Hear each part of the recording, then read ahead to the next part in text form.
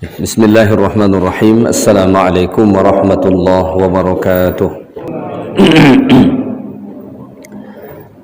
Alhamdulillahi rabbil alamin wal aqibatu lil muttaqin wa la udwana illa 'alal zalimin. Wassalatu wassalamu ala asyrafil anbiya'i wal mursalin sayyidina wa maulana Muhammadin wa ala alihi wa sahbihi ajma'in. Subhanaka la ilma lana illa ma 'allamtana innaka antal alimul hakim. Hasbunallah wa ni'mal wakil, ni'mal maula wa ni'mal nasir, wa la hawla wa la quwwata illa billahil aliyyil azim. Bersyukur kita kehadiran Allah Subhanahu wa taala pada malam ini. Allah beri kita kesehatan dan kesempatan. Malam ini sudah masuk 10 Muharram, ya. Artinya ini malam Asyura, ya. Salah satu tanggal yang mulia dalam Islam, ya. Maka besok kita sangat disunnahkan untuk puasa.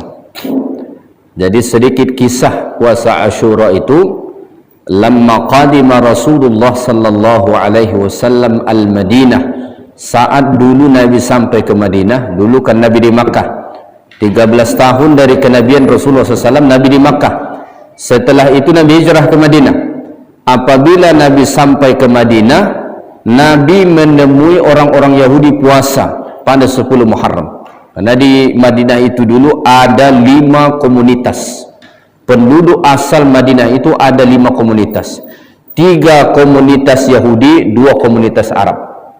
3 komunitas Yahudi ini ada yang bernama Yahudi Bani Qainuqa, ada Yahudi Bani Nabir, dan ada Yahudi Bani Quraidah. Ini 3 golongan besar. 2 golongan Arab, ada namanya suku Aus dan ada suku Khazraj.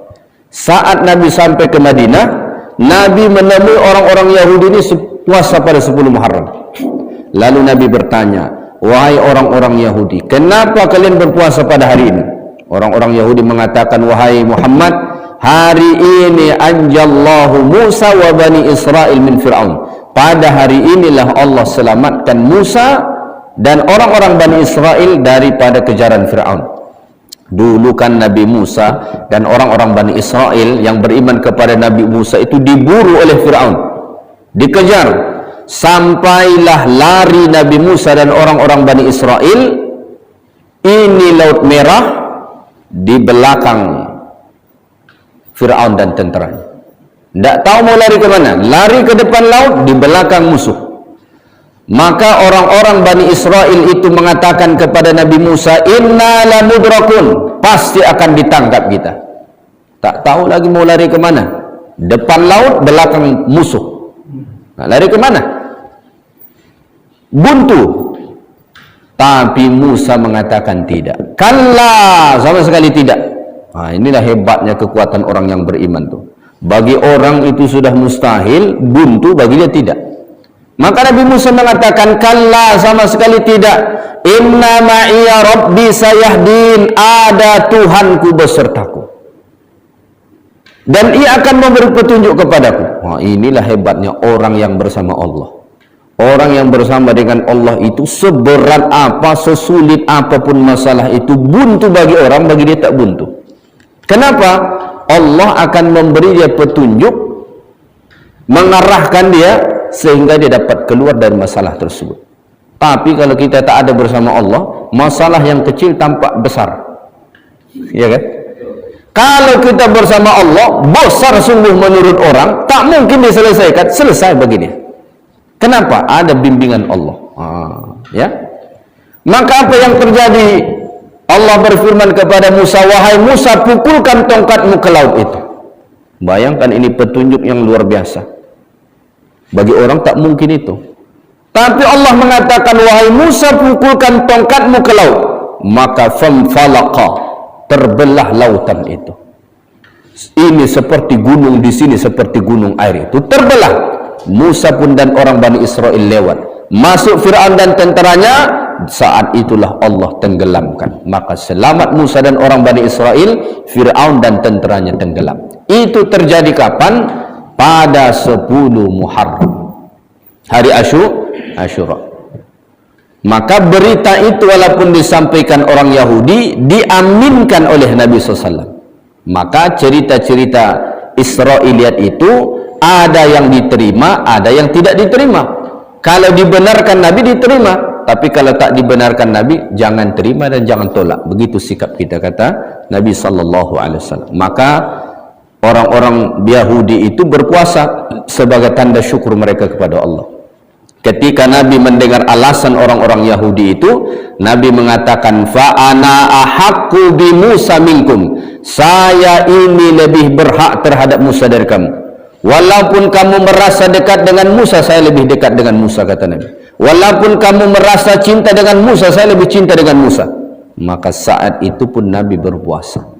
Lalu Nabi mengatakan, la in baqaitu ila qabil, seandainya aku hidup sampai tahun depan, la asumanna tasi', saya akan puasa pada 9 Muharram juga. Inilah yang disebut dengan puasa Tasu'a, nama dia. Maka sunnah dia tadi 9 Muharram mestinya kita puasa besok juga. Tapi kadang-kadang kita tak sadar bahwa itu 9 Muharram. Kenapa? Yang kita hafalkan tanggal Masehi. Kalau tanggal Hijriah boro-boro tanggalnya, bulannya saja ditanya banyak tak tahu. Cobalah jalan pinggir jalan tu, pergi ke pasar tanya, Bu, ini bulan apa nih, bulan Hijriah? Banyak tak tahu tuh, bulan apa ya? Dia tahu hanya Ramadan saja dan Syawal. Karena puasa dan berhari raya. Selain itu dia tak tahu itu bulan apa. Maka mungkin banyak yang tak puasa tadi karena mungkin tak tahu, lupa, silap dan sebagainya. Besok puasalah. Ada 3 maratib, ada 3 tingkatan orang puasa Asyura. Yang pertama, dia puasa pada 9 Muharram, 10 dan 11. Karena Nabi mengatakan, sumu yauman qablah wa yauman ba'dah. Puasalah kamu sehari sebelum dan sehari setelahnya. 9, 10, 11. Ini level pertama. Yang kedua, dia puasa pada 9 dan 10 saja. Level yang ketiga, dia puasa 10 saja. Jadilah daripada tidak, ya kan? Besoklah 10 itu, puasalah besok. Siapkan masak bagus-bagus malamnya. Besok sahur satu keluarga, puasa semua. Apa ganjarannya?